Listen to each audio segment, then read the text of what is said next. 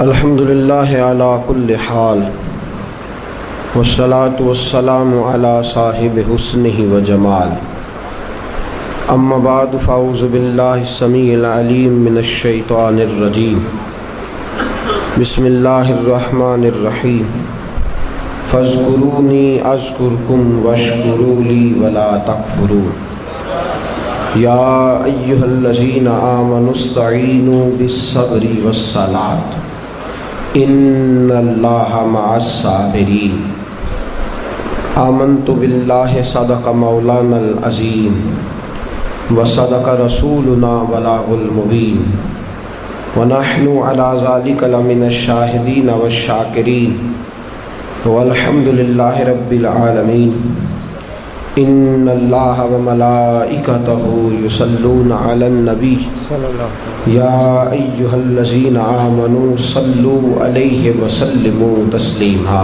الصلاۃ والسلام علیک یا سید یا رسول اللہ وعلی آلک واصحابک یا سید یا حبیب اللہ الصلاۃ والسلام علیک یا سید یا نبی اللہ بابا سے بلند پڑھیے درود پاک الصلاۃ والسلام علیک یا سید یا رحمت للعالمین وعلی آلک واصحابک یا سید یا خاتم النبیین اللہم صلی علی سیدنا و مولانا محمد معدن الجود والکرم وآلہ وصحبہ وبارک وسلم۔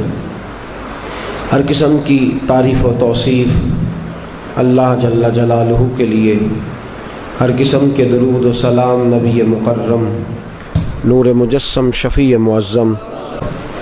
حمد و صلوات کے بعد عزیز دوستو، بزرگوں اور بھائیوں، اسلامی تربیتی کورس کی چھٹی نشست میں ہم سب حاضر ہیں۔ صبر اور شکر عنوان گفتگو ہے۔ اللہ کریم نے قرآن مجید سورہ بقرہ میں ارشاد فرمایا فاذکرونی اذکرکم، تم مجھے یاد کرو میں تمہیں یاد کروں گا، واشکروا لی ولا تکفرون، میرا شکر ادا کرو اور ناشکری نہ کرو۔ یا ایھا الذین آمنوا استعینوا بالصبر والصلاۃ، اے ایمان والو صبر اور نماز سے مدد مانگو۔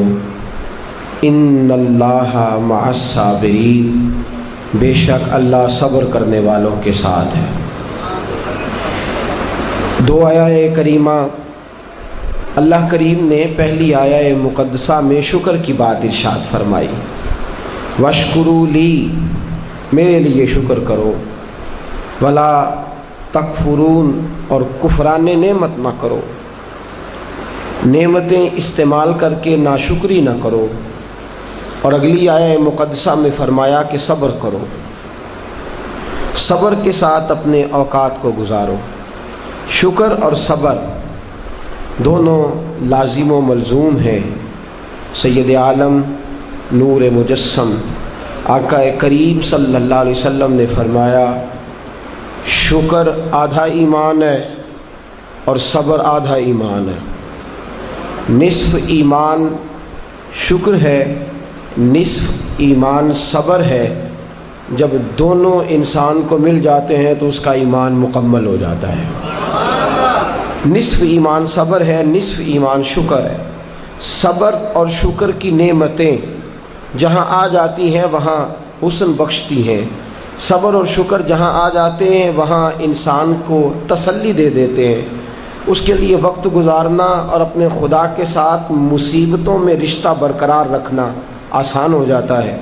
ایک دوسری روایت جو حضرت صہیب رومی رضی اللہ تعالیٰ عنہ سے مروی ہے، مشکات شریف میں موجود ہے، محبوب دو عالم صلی اللہ تعالیٰ علیہ وسلم نے فرمایا مومن کی ہر حال میں خیر ہی خیر ہے، مومن کو ہر حال میں خیر ہی نصیب ہوتی ہے۔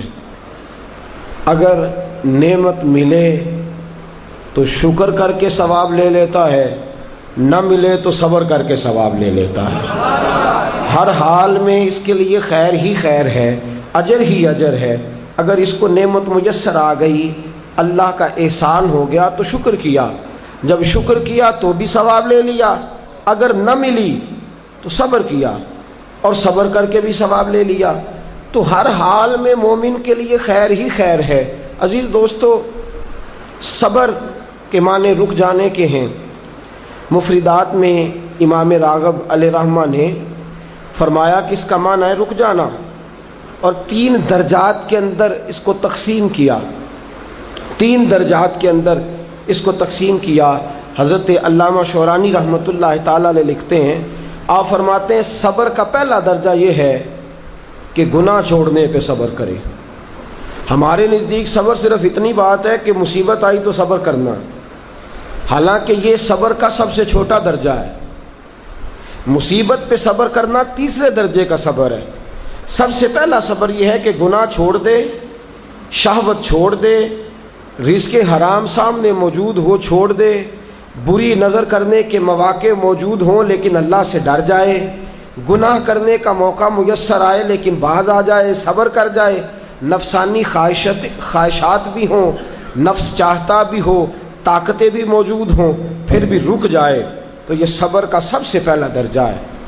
پہلا درجہ ہے گناہ چھوڑنا، اور صبر کا دوسرا درجہ ہے نیکی کرنا، نیکی پر استقامت اختیار کرنا۔ سردی کا موسم ہے، بستر گرم ہے، اٹھیں گے تو بستر چھوڑنا پڑے گا، وضو کریں گے تو ٹھنڈ لگے گی، مسجد جائیں گے تو ٹھنڈی ہوا چھوئے گی۔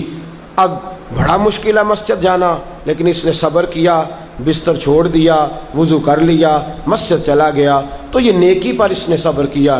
بڑا مشکل کام ہے، رمضان کا مہینہ ہو، سحری کی ہو، نیند بڑی آ رہی ہو، پنکھا چل رہا ہو، بستر بچھا ہو، لیکن چھوڑ چھاڑ کے حسین مہرج حال درس سننے چلے آنا، نیکی پر صبر کرنا اور استقامت کے ساتھ صبر کرنا، گرمی کے موسم میں بیٹھ کر کے خدا رسول کی رضا کے لیے آنا، تو نیکی کے کاموں پر صبر کرنا، یہ دوسرے درجے کا صبر ہے۔ اور اللہ نے کوئی مصیبت ڈال دی، 2 قسم کے مصائب آتے ہیں انسانوں پر۔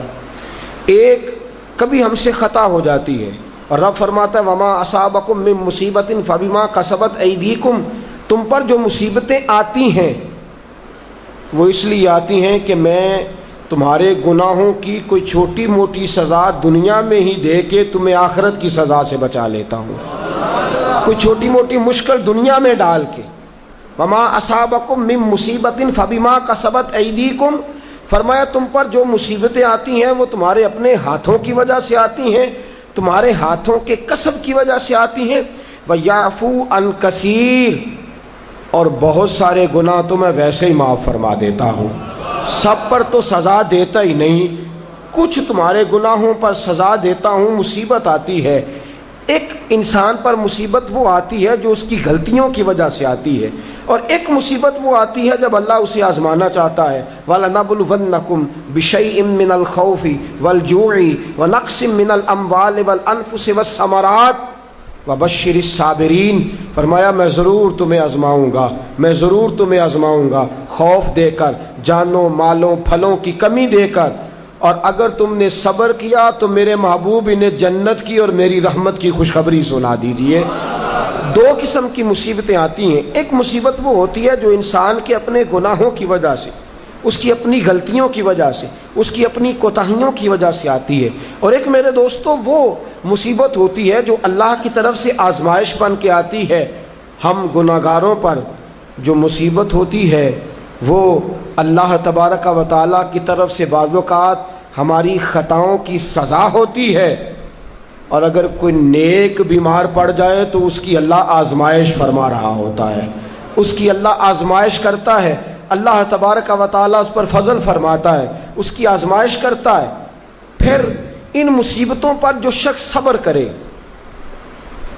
کرے، اپنے آپ کو روکے، جزا و فضا سے روکے، آہذاری سے روکے، شکوے شکایت سے روکے، رب فرماتا ہے اگر میری رضا پہ راضی ہو گیا تو ان اللہ مع الصابرین، باقی نیکیوں پر میں ثواب دیتا ہوں، اور جو کوئی صبر کرتا ہے رب فرماتا ہے میں اس کا بن جایا کرتا ہوں، صبر کرنے والوں کے ساتھ ہو جاتا ہوں، صبر کرنے والے کی معیت میں ہو جاتا ہوں، صبر کرنے والے کو اپنا قرب عطا فرما دیتا ہوں۔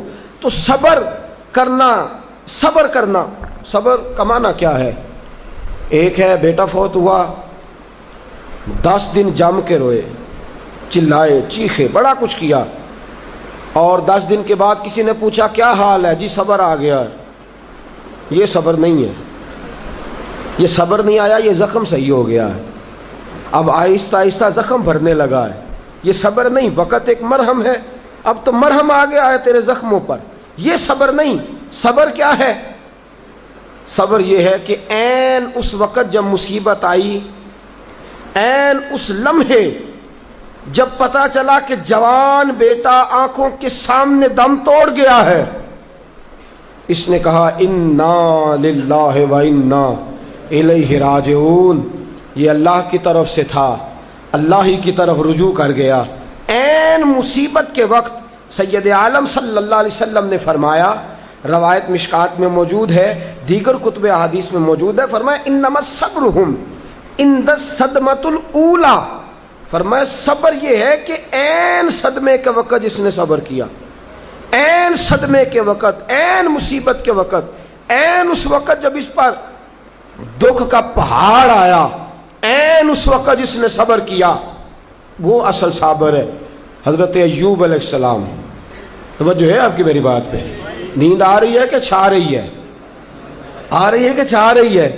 مجھے کل ایک ساتھی نے بتایا، کہنے لگے آپ مجھے بار بار جگاتے ہیں، مجھ پہ نیند آتی نہیں، مجھ پر چھائی جاتی ہے، تو آپ جگاتے ہیں تو میں کوشش بڑی کرتا ہوں پر چھائی ہوتی ہے، اگر میں ادھر سے جاگتا ہوں تو اس طرف سے آ جاتی ہے، ادھر جاگتا ہوں تو پیچھے سے آ جاتی ہے، تو بنیادی طور پہ آئی نہیں ہوتی، میرے اوپر چھائی ہوتی ہے۔ تو میرا خیال ہے وہ ایک آدمی کی بات ہے، اب آپ سارے نا یہ پروگرام بنا لیجئے گا، اور کل آپ بھی یہی مسئلہ بتانا شروع کر دیں کہ یہ آ نہیں رہی ہے، چھا رہی ہے، یہ صرف اس ایک دوست کے ساتھ مخصوص بات۔ حضرت ایوب علیہ السلام اللہ کے نبی ہیں، 18 سال جناب ایوب علیہ السلام کو اللہ نے صحت عطا فرمائی، تندرستی عطا فرمائی، اونٹ اتنے تھے کہ گنے نہیں جاتے تھے، گائیں اتنی تھی کہ شمار نہیں کی جاتی تھی، بکریاں اتنی تھیں کہ شاید کوئی ایسی حویلی موجود نہ ہو جہاں ان کو سنبھالا جا سکے۔ فرشتے کہنے لگے مولا تو کہتا ہے تیرا یار ہے، اور وہ تو مال کے اندر لگا ہوا ہے، وہ تو اعلیٰ قسم کے مکانات میں، جائیدادوں میں، 7 بیٹے ہیں اور جوان بیٹے ہیں، وہ تو ہر وقت بچوں سے پیار کرتا رہتا ہے، تو کہتا میرا یار ہے۔ اللہ نے فرمایا وہ میرا یار ہے، میں دلوں کے بھید جانتا ہوں، تم کہتے ہو تو آزمائش کر لیتے ہیں، یاری تیری سونا پر ازمائشاں تیریاں اگ، اے سونا پرکھیا جام دئی پہلو نہ لگاں دے لگ، آزمائش کر لیتے ہیں۔ آزمائش، حضرت ایوب علیہ السلام کی فصلوں کو آگ لگ گئی، فصلیں ساری اجڑ گئیں، جانوروں کو بیماری آئی تو ایک ہی دن میں سارے اونٹ مر گئے، 2 دن گزرے تو ساری گائیں ساری مر گئیں، بکریاں بھی ایک بیماری کا شکار ہو گئیں۔ جناب ایوب اور آپ کی زوجہ گھر سے باہر نکلے تو زلزلہ آیا، ایک ہی دن میں 7 بیٹے، ایک ہی دن میں وارث شاہ مان کری نہ وارثاں دا، رب بے وارثا کر کے مار دئی، 7 بیٹے ایک ہی دن میں۔ ابھی صدمہ سر پہ تھا کہ رب نے بیمار کر دیا، پورے وجود پر پھنسیاں، پھوڑے، تکلیفیں۔ حضرت ایوب کی زوجہ آپ کی خدمت میں آئیں، کہنے لگی اے ایوب دعا کرو، آپ پیغمبر ہیں، آپ کے منہ سے تو لفظ نکلتے ہیں، اللہ قبول فرما لیتا ہے، آپ دعا کرو۔ کہنے لگے یہ بتا شفا کتنا عرصہ رہی ہے، مال کتنا عرصہ رہا ہے، یہ بتا میرے پاس اولاد کتنا عرصہ رہی ہے۔ کہنے لگی 18 سال۔ کہنے لگے 18 سال اس کا فضل، کرم، احسان رہا ہے، اب ذرا مجھے 18 سال تکلیف میں رہ لینے دے، پھر دعا بھی کر لوں گا، پہلے مجھے 18 سال گزار لینے دے نا، جتنا وقت اس نے مجھے آسانی میں دیا ہے اتنا ذرا تکلیف تو بھئی، سکھ آئے تو خوشی خوشی، کیا بات ہے کیا بات ہے کیا بات ہے، دکھ آئے تو شکوہ شروع کر دیا، صبر ہی نہیں کیا، ٹھہرا ہی نہیں، کہا مجھے 18 سال ذرا گزار لینے دے، اس کے بعد دعا کر لوں گا۔ کہنے لگی دعا کرنے میں کیا حرج ہے، دعا کر دیں۔ کہنے لگے دعا کر کے کیا کروں؟ رب سے عرض کریں کہ شفا دے دے. تو فرمانے لگے اللہ کو نہیں پتا ایوب بیمار ہے، اس کو خبر نہیں کہ ایوب بیمار ہے. جے سونا میرے دکھ وچ راضی تے پھر سکھ نو چلے ڈاواں. اس کو نہیں خبر بیمار ہے، میں صبر کروں گا، میں صبر کروں گا. 18 سال گزرے. علامہ اسماعیل حقی رحمۃ اللہ علیہ فرماتے ہیں 18واں سال چڑھا، تردامنی پہ شیخ ہماری نہ جائیے، ہم دامن نچوڑ دیں تو فرشتے وضو کریں. وہی فرشتے بارگاہ خداوندی میں کہنے لگے یا اللہ ہم جان گئے ہیں واقعی تیرا پکا یار ہے، اس قابل ہے کہ یار بنایا جائے. حضرت ایوب علیہ السلام تندرست ہو گئے، شفا ہو گئی. ایک عرصہ گزرا تو آپ کی زوجہ ایک دن آپ سے پوچھنے لگی ایوب وہ دکھ اچھے تھے یا یہ سکھ اچھے ہیں؟ وہ دکھ اچھے تھے یا سکھ؟ آپ فرمانے لگے دن تو سارے ہی اللہ کے ہیں، پر اگر مجھ سے پوچھو تو دکھ ہی اچھے تھے. اگر مجھ سے پوچھو تو دکھ اچھے تھے. صبر کرتا تھا، کبھی کبھی رو بھی پڑتا تھا. دکھ تھے تو بارگاہ خداوندی میں جاتا تھا تو آنسو بھی بہہ جاتے تھے. تکلیفیں تھی تو سجدہ کرتا تھا تو مصلی بھیگ جاتا تھا. درد تھا ہاتھ اٹھاتا تھا تو داڑھی پہ آنسو گرتے تھے. جب سے سکھ آئے ہیں آنسو ہی خشک ہوتے چلے جا رہے ہیں. یہ دکھ ہے تو درد ہے، دکھ ہے تو سوز ہے، دکھ ہے تو انسان کے دل کے اندر تڑپ ہے. فرمایا مجھے تو لگتا ہے اصل اللہ کا بندہ وہی ہے کہ اللہ اسے مصیبت پہ رکھے اور وہ خدا سے صبر کر کر کے اجر حاصل کرتا رہے. صبر کرنا، صبر کرنا اور مصیبتوں کے اوپر اپنے آپ کو ٹھہرانا کام مشکل. اور جب اللہ آزمائش ڈالتا ہے نا تو جو کام سیدھے ہوتے ہیں وہ بھی الٹے ہونے شروع ہو جاتے ہیں. جب خدا کی طرف سے وَلَنَبْلُوَنَّكُمْ بِشَيْءٍ مِّنَ الْخَوْفِ وَالْجُوعِ وَنَقْصٍ مِّنَ الْأَمْوَالِ وَالْأَنفُسِ وَالثَّمَرَاتِ، جب اللہ کی طرف سے آزمائش آتی ہے، جب انسان پر اللہ کی طرف سے کوئی چیز نازل ہوتی ہے، آپ سونے کو ہاتھ رکھتے ہیں تو مٹی ہو جاتی ہے. آپ کسی طرف بھی، بہت سے دوست آ کے کہتے ہیں جی قدم آگے اٹھاتا ہوں جاتا پیچھے ہے کیا کروں؟ تو میں اکثر عرض کرتا ہوں کہ تھوڑے دن قدم اٹھانا ہی چھوڑ دیں. کیا کریں؟ بیٹھ کے اللہ اللہ کریں، صبر کریں، دعا کریں. کچھ وقت انسان پر ایسا ہوتا ہے تلک الایام نداولها بین الناس، جو اللہ نے انسان کے دن بدل کے رکھنے ہوتے ہیں. کچھ وقت ایسا ہو، پھر ایک وقت آتا ہے کہ وہی انسان مٹی میں ہاتھ رکھتا ہے تو اللہ اسے سونا بنا دیتا ہے. رب آزمائش کرتا ہے، رب آزماتا ہے. جو لوگ مصیبتوں پر صبر کرتے ہیں، جو لوگ مصیبتوں پر صبر کرتے ہیں، سید عالم نور مجسم شفیع معظم صلی اللہ تعالی علیہ وسلم نے فرمایا، رب فرماتا ہے ایک بندہ اللہ کی بارگاہ میں کھڑا ہوا، قیامت کا دن ہے، فرشتے نامہ اعمال کھولنے لگے. اللہ نے فرمایا فرشتوں تمہیں پتہ ہے میں نے اسے دنیا میں بڑے دکھ دیے تھے، اس پر بڑی آزمائشیں آئی تھیں، اس نے زندگی بڑی تکلیف میں گزاری تھی، تمہیں خبر ہے؟ یا اللہ ہم جانتے ہیں بڑا صابر ہے، بڑا صابر ہے. اس نے صبر کے ساتھ وقت گزارا، صبر کے ساتھ اپنے اوقات کو طے کیا. رب فرماتا ہے جو اتنا صبر کرے میں اس کا نامہ اعمال ٹٹولوں. اس کا نامہ اعمال کھولتے ہوئے مجھے شرم آ رہی ہے، سارا کچھ لپیٹ دو اور بغیر حساب کتاب اسے جنت میں داخل کر دو. یہ صبر کرنے والا ہے، یہ صبر کرنے والا ہے. مجھے حیا آتی ہے کہ یہ صبر. بڑی گاڑی دیکھ کے بھی صبر کرنا چاہیے. اگر موٹر سائیکل ہے نا تو بڑی گاڑی دیکھ کے ذرا، اور جس کے پاس بڑی گاڑی ہے نا وہ بھی ذرا موٹر سائیکل والے کو ہارن تھوڑے ہی دے، وہ بھی ذرا صبر کرے. اس لیے کہ اس کو مل گئی ہے تو کوشش سے نہیں ملی، خدا کے فضل سے ملی ہے. دونوں ذرا صبر کا مظاہرہ کریں. وہ بڑی گاڑی والا ہارن پہ ہارن بجایا جاتا ہے، کہتا ہے یہ موٹر سائیکل والے کو تو عقل ہے ہی نہیں، یہ تو رستہ دیتا ہی نہیں، وہ یہ کہہ رہا ہے.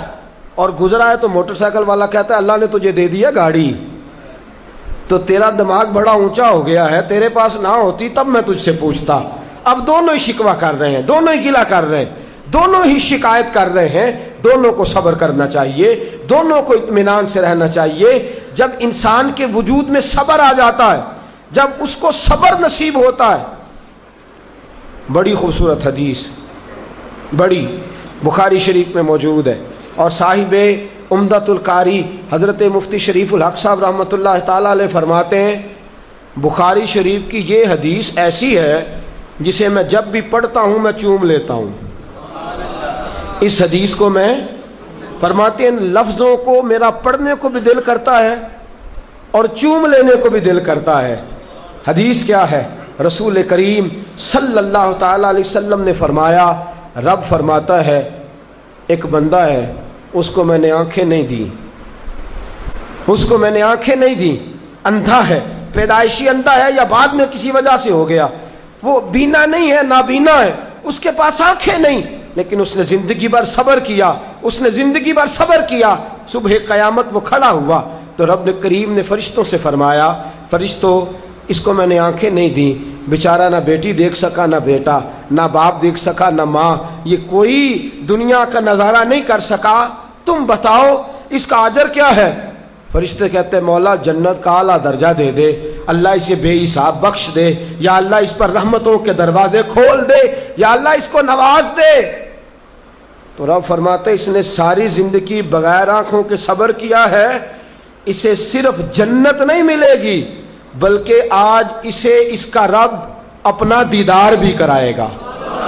فرمایا جو اندھا ہو نابینا ہو اور پھر وہ صبر کرے اور استقامت کے ساتھ رہے، شکوہ نہ کرے، گلہ نہ کرے، فرمایا قیامت میں لوگ جنت کے نظارے کریں گے اور یہ اللہ کا دیدار کرے گا، اس کو رب کریم کے جلوے دکھائے جائیں گے، اس لیے کہ یہ صابر رہا، یہ شاکر رہا، یہ اللہ تبارک و تعالیٰ کی عطا پہ راضی رہا، یہ رب کائنات کی دی ہوئی آزمائشوں پر ہمیشہ استقامت کے ساتھ ڈٹا رہا۔ صبر کا معاملہ تو بالکل ہمارے ہاتھ سے نکل گیا، اور میں جب تجزیہ کرتا ہوں، غور کرتا ہوں تو ہمارے جھگڑوں کی بنیاد ہی صبر ہے۔ حسد صبر کی وجہ سے، اگر صبر نہیں تو حسد پیدا ہو جائے گا، اس کو اللہ نے دے دیا تو مجھے کیوں نہیں دیا؟ اب اگر صبر کرتا، جو اللہ نے دیا ہے اس پر یہ صبر کرتا تو حسد کی لعنت سے بچ جاتا، اور پھر گھروں میں جو فسادات ہیں، خاندانوں میں جو جھگڑے ہیں، اس کی بہت بڑی وجہ یہ ہے کہ ہم صبر نہیں کرتے۔ گلہ شکوہ شکایتیں یہ ساری چیزیں اس لیے پیدا ہوتی ہیں کہ ہم صبر کرنے کو تیار نہیں۔ جب تو صبر کر لیتا ہے، جب تو اپنے وجود کے اندر ٹھہراؤ پیدا کر لیتا ہے، پھر تیرے اندر تحمل مزاجی آ جاتی ہے، پھر بردباری آ جاتی ہے، پھر ٹھہراؤ آ جاتا ہے، پھر تیرا دل اتنا گہرا ہو جاتا ہے کہ حضرت سلطان باؤ رحمۃ اللہ علیہ فرماتے ہیں دل دریا سمندروں ڈونگے کون دلاں دیا جانے۔ جب تیرا دل اتنا گہرا ہو جائے گا تو صبر کرے گا۔ اور میرے اعلیٰ حضرت فاضل بریلوی رحمۃ اللہ علیہ فرماتے ہیں جو صابر ہوتا ہے نا، توجہ ہے آپ کی، میری بات کی سمجھ آ رہی ہے؟ اعلیٰ حضرت فرماتے ہیں بڑا قیمتی جملہ، فرماتے ہیں جو صابر ہوتا ہے وہ سکون میں ہوتا ہے، جو صابر ہوتا ہے وہ، جو صبر نہیں کرتا بے سکون رہتا ہے۔ اگر صابر ہے نا، تھوڑی غذا پہ تھوڑی روٹی، اگر صابر ہے صبر کرتا ہے تو پھر شیخ سعدی رحمۃ اللہ تعالیٰ علیہ کے پاس ایک شخص آیا، کہنے لگا حضرت جی دیکھیں نا میرے پاس اتنے بھی پیسے نہیں کہ میں جوتے لے سکوں، اتنے بھی پیسے کوئی نہیں جوتے لے سکوں۔ فرمایا صبر کر اللہ دے گا۔ کہنے لگا جی صبر ہی کیا ساری عمر، اس نے جوتے لینے کے برابر بھی پیسے نہیں دیے، ننگے پاؤں پھر رہا ہوں۔ شیخ سعدی رحمۃ اللہ تعالیٰ علیہ نے اس کا بازو تھاما، ایک گھر میں لے گئے، دروازے پہ دستک دی، گھر کا مالک باہر آیا، اس نے دونوں طرف بیساکھیاں پکڑی ہوئی ہیں، ٹانگیں تو ہیں پر پیر ہی کوئی نہیں۔ فرمانے لگے بتا یہ اچھا ہے کہ تو؟ کہنے لگا جی میں آپ سے بھی معافی مانگتا ہوں، اپنے رب سے بھی معافی مانگتا ہوں، اس کے تو پیر ہی نہیں بیچارے کے، اس کے پاس تو قدم ہی نہیں۔ دوستو جب صبر رخصت ہو جاتا ہے، جب صبر رخصت ہو جاتا ہے، نبی پاک صلی اللہ تعالی علیہ وسلم نے فرمایا خدا اگر تجھے مصیبت دیتا ہے نا، اور ان مصیبتوں پر جب اللہ تجھے قیامت میں اجر دے گا، دنیا میں رب تجھے جو مصیبتیں ڈالتا ہے ان مصیبتوں پر جب قیامت کے دن اللہ تجھے اجر دے گا تو تیرا دل چاہے گا کاش سکون ہوتا ہی نہ، آزمائشیں ہی آزمائشیں ہوتی، کاش سکون نہ ہوتا، آزمائشیں ہی آزمائشیں ہوتی جب تو وہ اجر دیکھے گا۔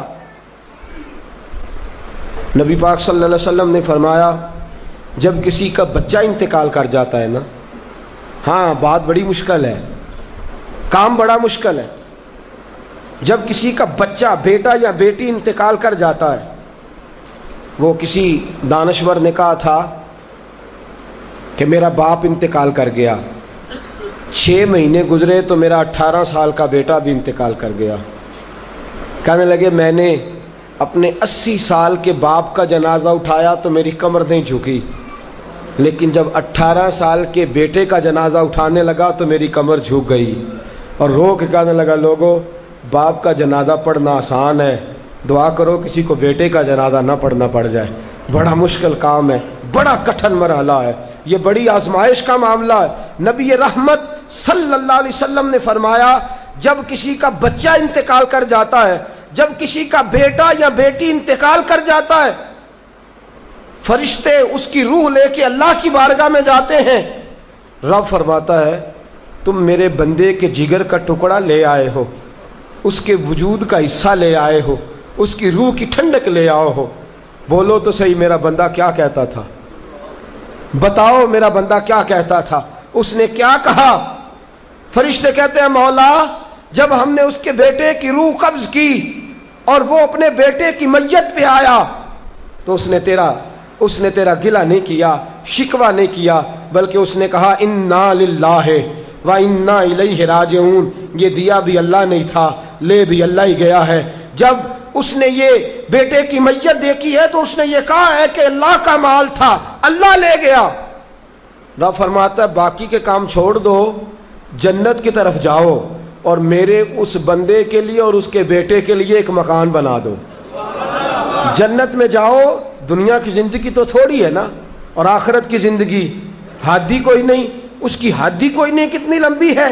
فرمایا دنیا میں تو کٹھے نہیں رہ سکے، اب جنت میں مکان بنا دو، اس میں اس کا باپ بھی رہے گا، یہ بھی رہے گا.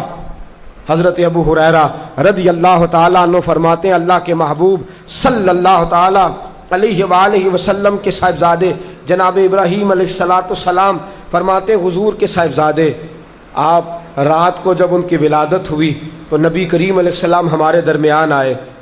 جاگیے ذرا غور فرمائیے گا بات پہ. سید عالم صلی اللہ علیہ وسلم تشریف لائے اور ہم نے حضور کے چہرے کو چمکتے دیکھا، ہم نے آنکھوں میں ایک خوبصورتی، ایک رنگ ڈھنگ دیکھا.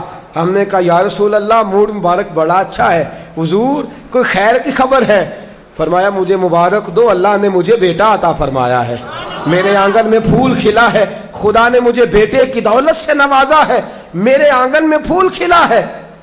فرماتے ہیں اگلے ہی دن، ایک روایت ہے کچھ عرصے کے بعد، ایک روایت ہے اگلے ہی دن ظہر کے بعد میرے محبوب نے پیار کرنے کے لیے بیٹا اٹھایا اور صاحبزادے کی سانسیں اکھڑنے لگی. رسول پاک کے صاحبزادے نبی پاک کے مقدس ہاتھوں میں سانسیں اکھڑ رہی ہیں. حضور کے دستے مبارک میں صاحبزادے نے وصال کر دیا. آنکھیں بند کی تو نبی کریم کی مقدس آنکھوں میں آنسو آئے. رات خوشی تھی، رات حضور مبارکیں وصول کر رہے تھے، رات مسکرا رہے تھے، صحابہ کے جرمٹ میں بیٹھ کر محبت کی بات ہو رہی تھی. ایک ہی تو رات گزری ہے، 24 ہی تو گھنٹے ہوئے ہیں، آنکھوں میں آنسو بھر آئے ہیں. حضرت عبداللہ ابن عمر رضی اللہ تعالیٰ عنہ عرض کرتے ہیں یا رسول اللہ آپ رو رہے ہیں؟ حضور صاحبزادے کا انتقال ہوا تو رو رہے ہیں.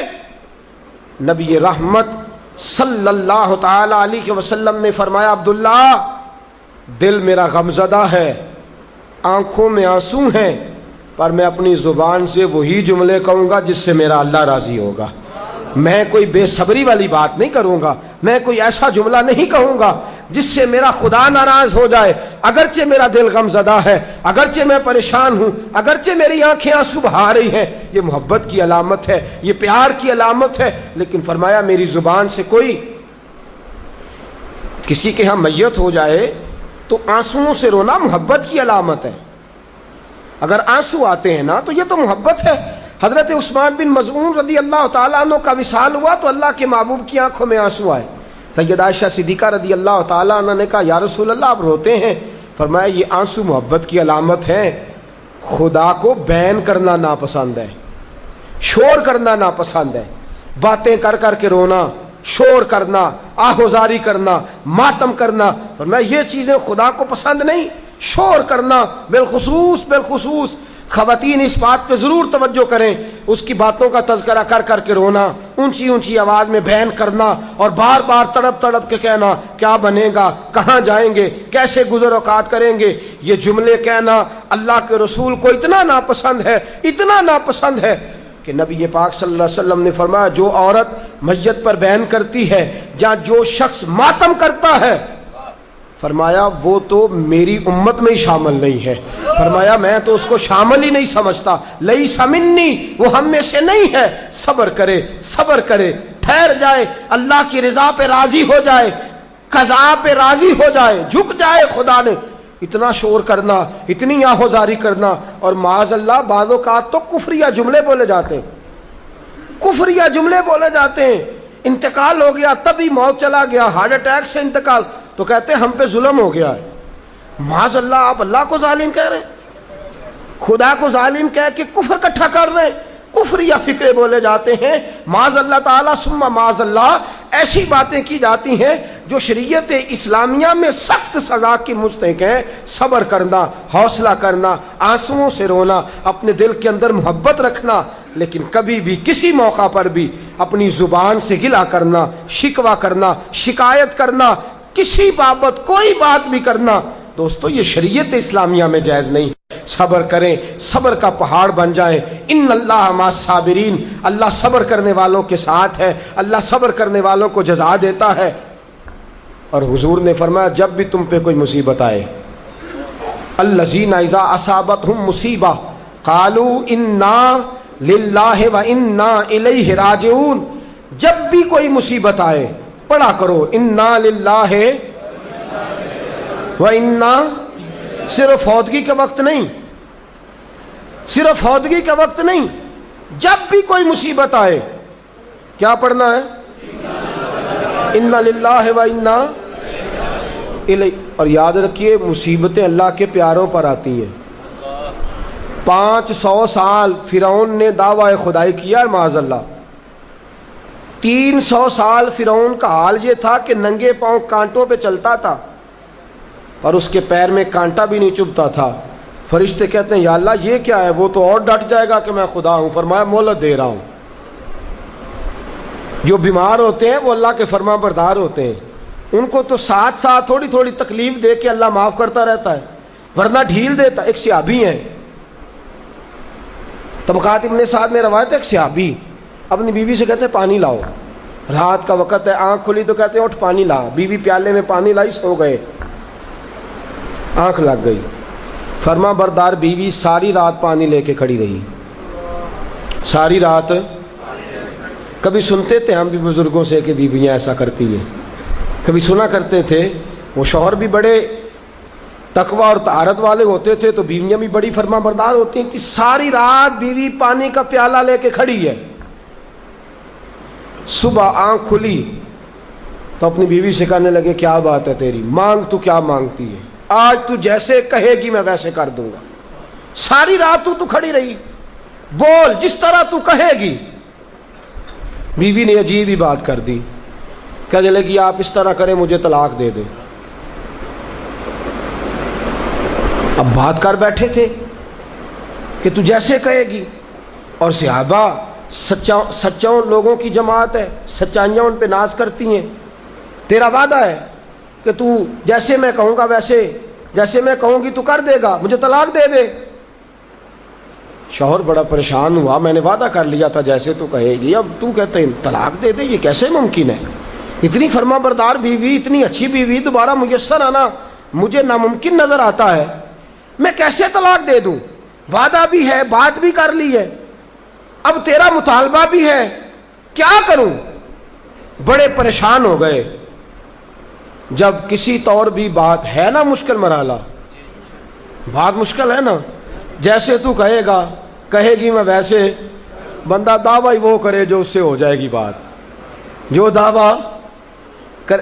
اچھا کچھ دوست آ کے کہتے ہیں جی کوئی حکم، کہتے ہیں نا، تو اگر ان کو یہ حکم دے دیا جائے کہ چھت پہ کھڑے ہو جاؤ ساری رات نماز پڑھو تو کیسا؟ مشکل ہے نا.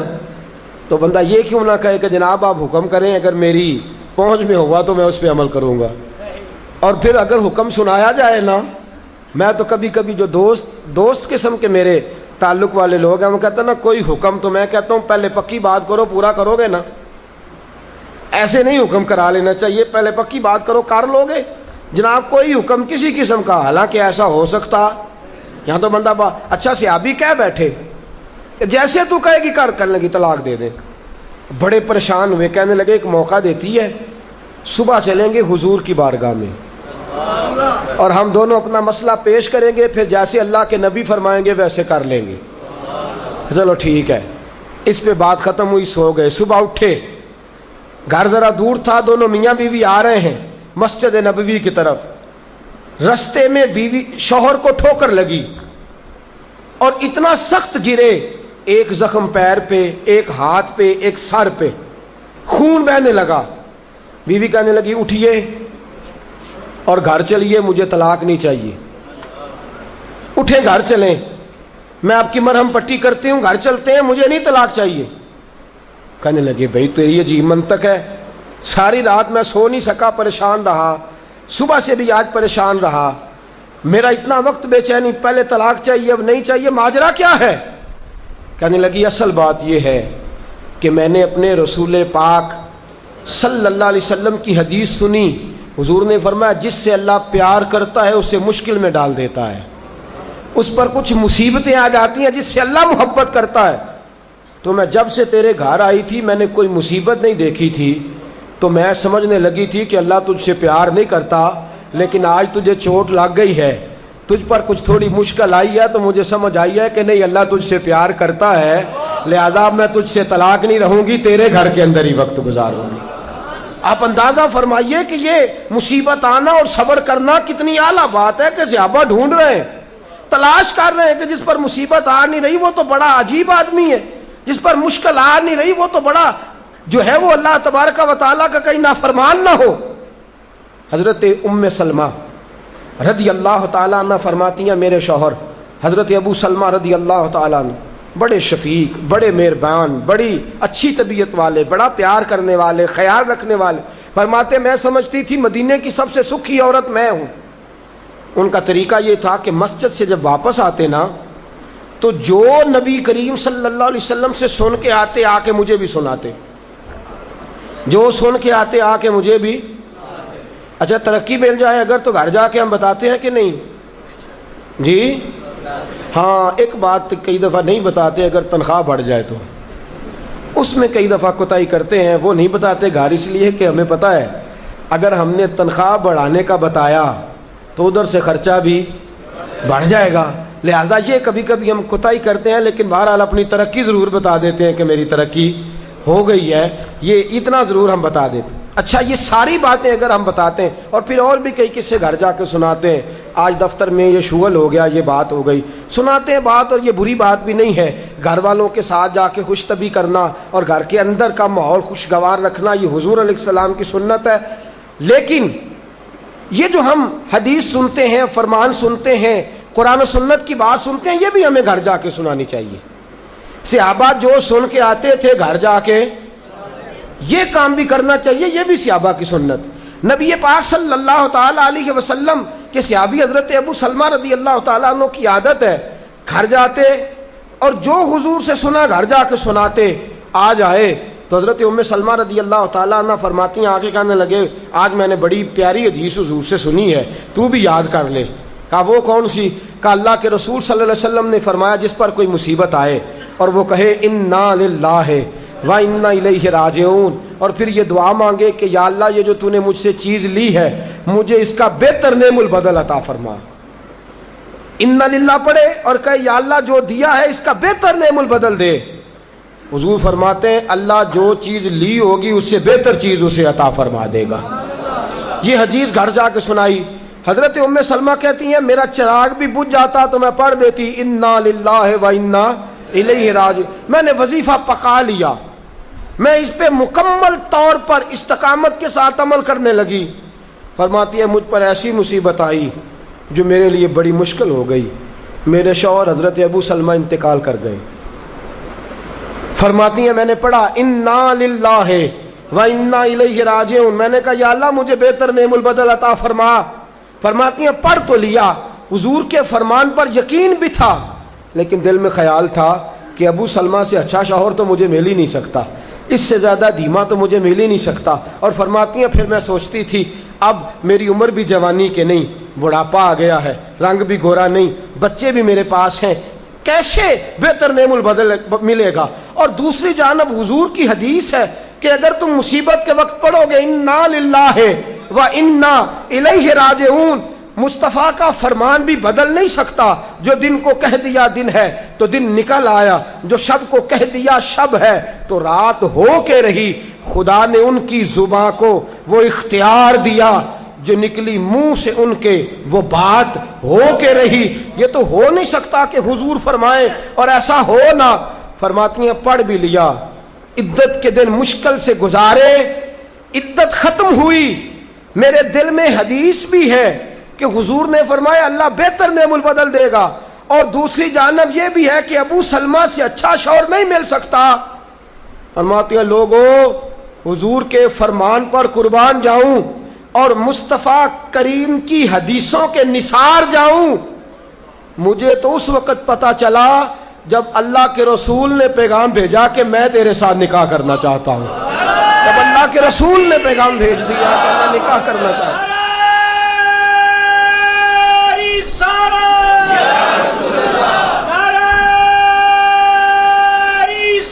حضرت ام سلمہ ام المومنین رضی اللہ تعالیٰ عنہ فرماتی ہیں جب مصطفیٰ کا پیغام آیا تو فرماتی ہیں فوراً میرے لب پہ درود آیا، فوراً میرے لبوں پہ سلام آیا۔ میں نے کہا محبوبہ جو بھی فرماتے ہو سچ ہی فرماتے ہو، جو بھی کہہ دیتے ہو کمال ہی کہہ دیتے ہو۔ یا رسول اللہ میں کہتی تھی مجھے ابو سلمہ سے اچھا شوہر نہیں مل سکتا، اللہ نے مجھے کائنات میں سب سے اچھا شوہر عطا فرما دیا ہے، کائنات میں سب سے۔ میں نے صبر کیا اور حضور کے فرمان پر عمل کیا کہ مصیبت آئے تو کہو انا للہ و انا الیہ راجعون۔ میں نے صبر کیا، شکر کیا، اللہ نے مجھے دھرتی پہ سب سے اچھا شوہر دیا۔ اور حضرت ام المومنین ام سلمہ رضی اللہ تعالیٰ عنہ عرض کرتی ہیں یا رسول اللہ میرا رنگ بھی گورا نہیں، حضور عمر بھی میری بڑھاپے کے قریب ہے، بچے بھی ہیں، روپ بھی نہیں تو میرا رنگ بھی نہیں، میری رومی ورگی چال بھی نہیں تو میرا جامی ورگا عشق، حضور کوئی ایسی چیز نہیں جو آپ کے قابل ہو۔ یا رسول اللہ تو امیر حرم میں غریب بے نوا، تو کجا من کجا۔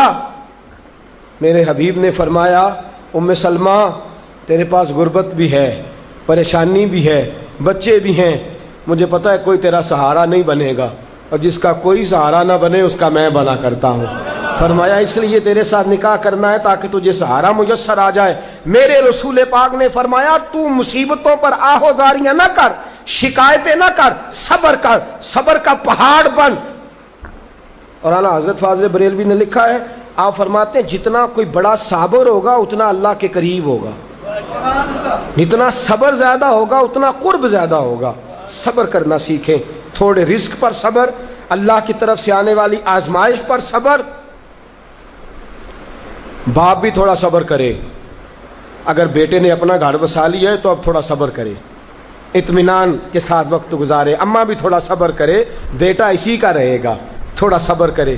بہو بھی اگر آ گئی ہے نا وہ بھی تھوڑا صبر کرے، ذرا اطمینان کے ساتھ رہے۔ اس کو کسی نے جنا ہے، کسی نے اس کو پالا ہے، کسی نے اس کو بیاہا ہے، وہ ذرا صبر کرے، اطمینان۔ ہمارا جو صبر ہے وہ صبر نہیں رہا تو فساد آیا ہے، صبر نہیں رہا تو اختلاف آیا ہے، صبر نہیں رہا تو نفرت آئی ہے، صبر نہیں رہا تو بغض آیا ہے، صبر نہیں رہا تو حسد آیا ہے۔ جہاں صبر نہ ہو وہاں درجنوں مصیبتیں ہوتی ہیں، اور جہاں صبر ہوتا ہے وہاں خدا کے جلوے ہوتے ہیں، جہاں صبر ہوتا ہے وہاں اللہ کا کرم ہوتا ہے، جہاں صبر ہوتا ہے خدا کی عطا ہوتی ہے۔ باقی عبادتوں پر ثواب ملتا ہے اور صبر پر رب رحمان ملتا ہے۔ ان اللہ مع الصابرین، اللہ صبر کرنے والوں کے، اللہ صبر کرنے والوں کے اپنے اندر حوصلہ پیدا کریں، بردباری پیدا کریں، تحمل مزاجی پیدا کریں، ٹھہراؤ پیدا کریں، حوصلہ پیدا کریں۔ امام اعظم ابو حنیفہ بڑی آخری اور بڑی سخت بات، امام اعظم ابو حنیفہ رحمۃ اللہ علیہ، والدہ کی عمر 90 سال سے زیادہ ہے، آپ کے والد صاحب انتقال کر گئے۔ امام اعظم کا ایک حاسد، اور ایک تو ہے نا امام صاحب عالم بڑے تھے، شیخ بڑے تھے، امام صاحب امیر بھی بڑے تھے، اللہ نے مال و دولت میں بھی بڑا فضل فرمایا، صاحب حیثیت آدمی تھے۔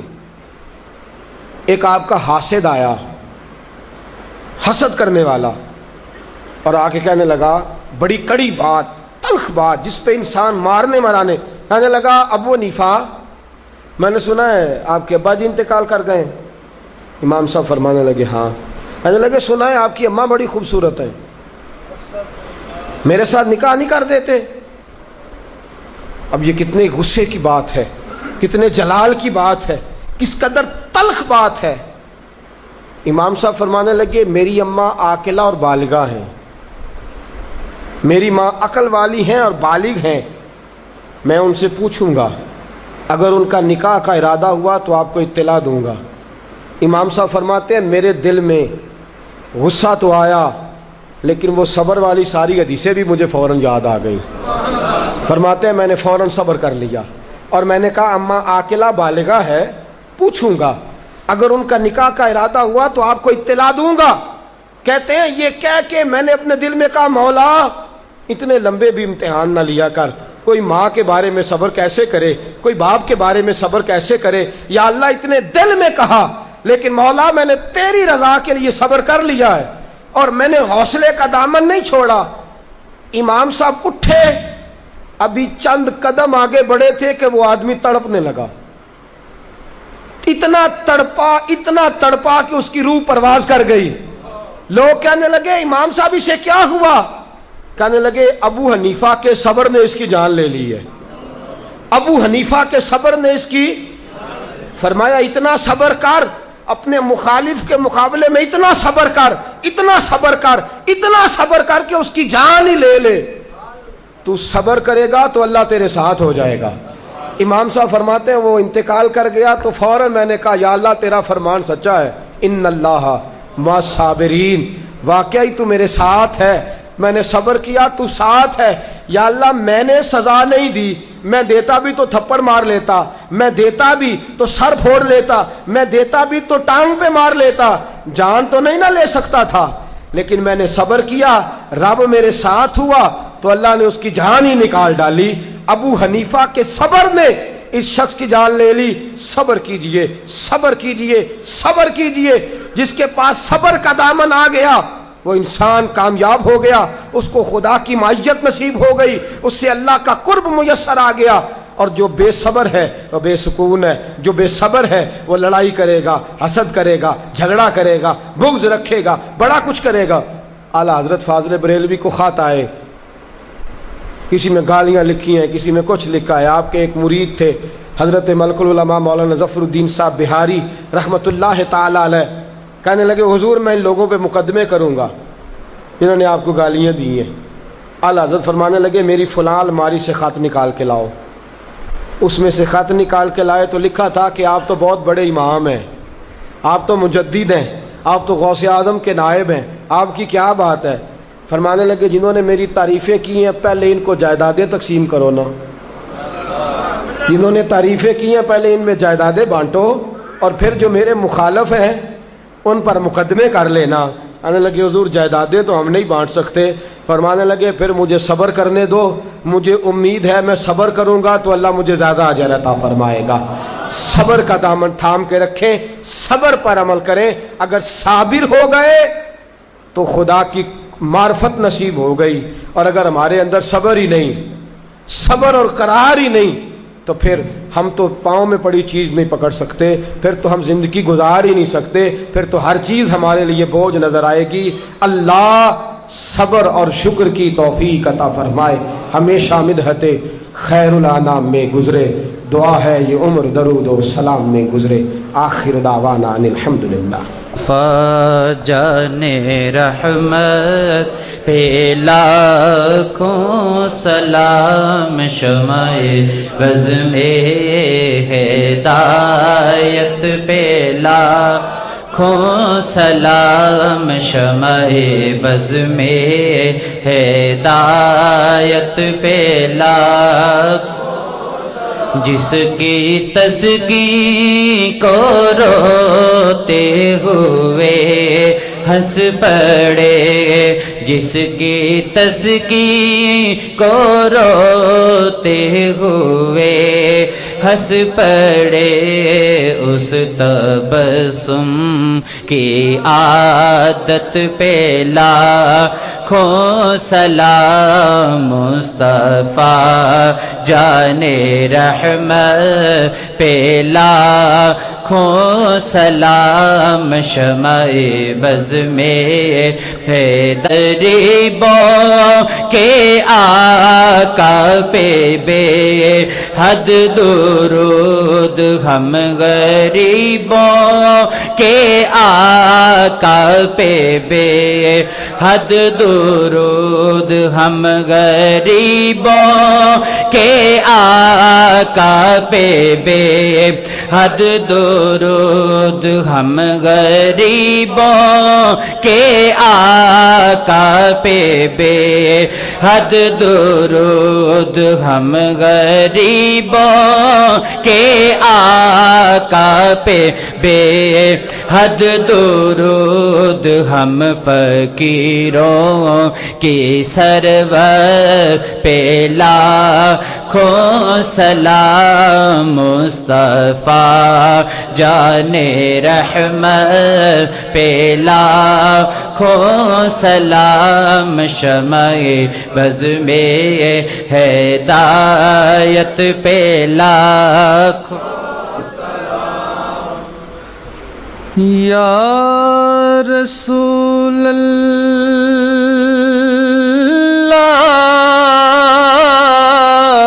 تیرے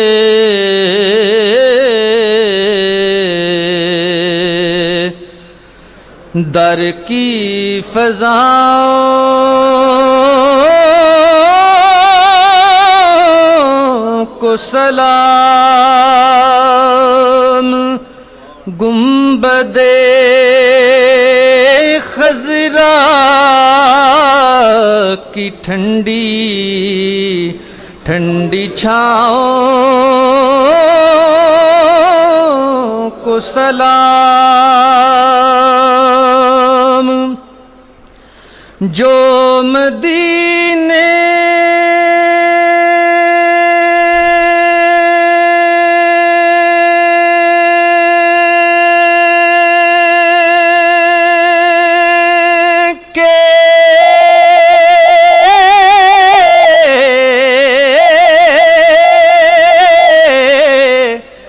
گلی کوچوں میں دیتے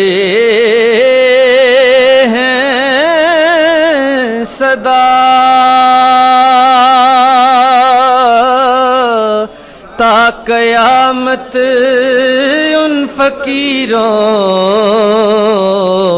اور گداؤں کو سلام والہانہ جو طواف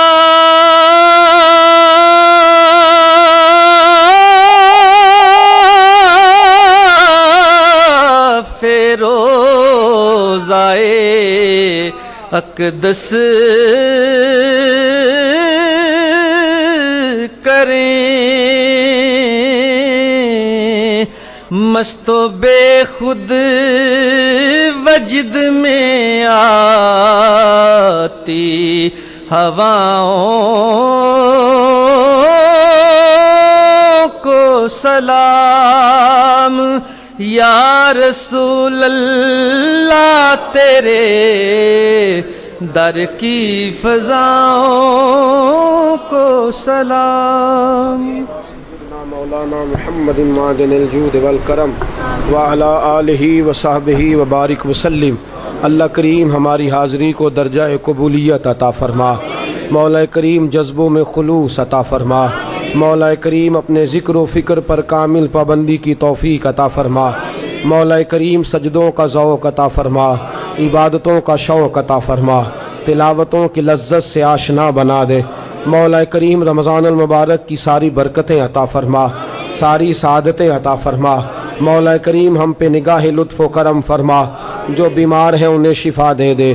اللہ جو مقروض ہیں قرضوں سے رہا کر دے، جو تنگ دست ہیں انہیں وسعت عطا کر دے، جو بے گھر ہیں صاحب گھر کر دے، بے اولادوں کو صاحب اولاد کر دے، اولاد والوں کی اولادوں کو فرما بردار کر دے۔ اللہ علیہ وسلم کی دولت لازوال عطا کر دے۔ مولا کریم ملک پاکستان کی خیر فرما، مولا اندرونی بیرونی سازشوں سے محفوظ فرما۔ اللہ جتنے دوست دور و نزدیک سے چل کے آتے ہیں قدم قدم پہ کروڑوں برکتیں عطا فرما، بے حساب نعمتیں عطا فرما، لا تعداد رحمتیں عطا فرما۔ اللہ کریم ماؤں بہنوں بچیوں کو جزائے خیر عطا فرما، عزت کی چادریں عطا فرما، ان کے دکھوں کو سکھوں سے تبدیل فرما، اپنے اپنے گھروں میں باوقار زندگیاں نصیب فرما۔ اللہ ہم پہ رحم فرما، اللہ ہم پہ کرم فرما، اللہ ہمارے لیے آسانیاں فرما۔ اللہم انا نسألک العفو والعافیۃ فی الدین والدنیا والآخرہ۔ اللہم انی اسألک علما نافعا ورزقا طیبا وعملا متقبلا وشفاء کاملا وتوبة قبل الموت وراحة عند الموت والعفو عند الحساب۔ رب اغفر وارحم وانت خیر الراحمین۔ وصلی اللہ تعالی علی حبیبہ سیدنا و مولانا محمد وآلہ وصحبہ۔ خوشبو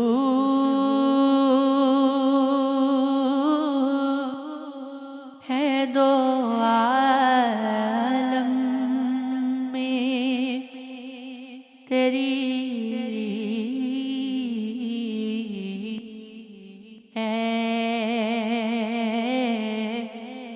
گل چیدہ کس منہ سے بیان ہوں تیرے اوصاف حمیدہ۔ تجھ سا کوئی آیا